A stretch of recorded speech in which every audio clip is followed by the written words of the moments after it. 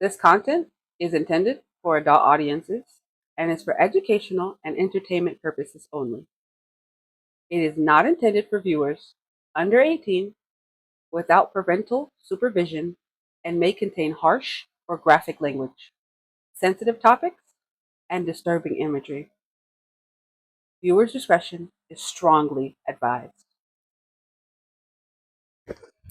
So this is just us being nosy, reporting live from somebody else's business. We did the research so you don't have to. We hope this finds you well. Let us begin. In the heartbeat of every island story, in the rustle of cane fields and chants of freedom, there lives a keeper of time, a griot, a storyteller, an echo of our ancestors. Before the pen, there was indeed the tongue. Before the book, there was the beat. And before history was written, it was sung.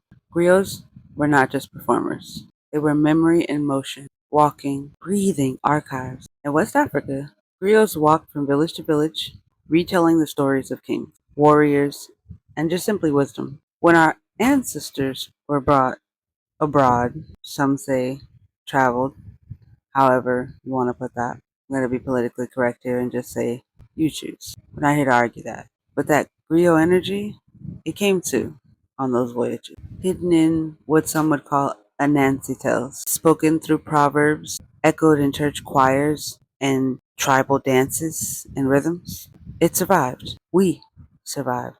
Now, I'm not going to sit here and act like colonialism didn't silence many voices, because it did. Burn the drums, ban the tongues, and try to erase the word carriers. Yet some whispers never die. In every lyric, in every poem or rhythm, every dancehall or hip hop song that hits like a prophecy, yeah, the griots live on. Artists like Chronics, they don't just sing, they testify. Their voices ring through like ancient bells, calling us back to the soil. Sometimes it's the struggle, but most of the time it's to the source. This episode is, again, not about the griots we know, but the ones we forgot. The grandmothers who told the stories under lamplight, the Rasta elders chanting down Babylon on the street corner, or the simple school teacher using poems to ignite young minds. They are griots too. To be a griot is to remember, to witness, to guard the soul of a people with words. So next time you feel a story stirring in your spirit, know this. That's not just entertainment. That's ancestral energy reborn. You know, sometimes I wonder who's really listening. Like, are we just shouting into the void here?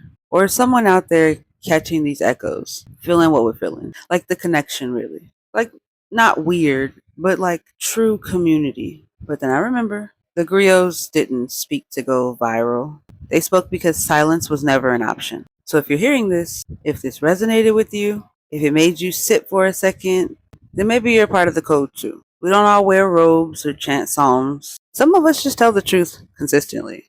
And to be honest, that should be enough. Matter of fact, that is enough. I'm Michaela, and this is me off script on purpose. We want to thank you for listening and watching the Jamaican Case Files. Remember to subscribe to stay tuned to more hidden truths. Until next time, stay woke, stay safe, peace.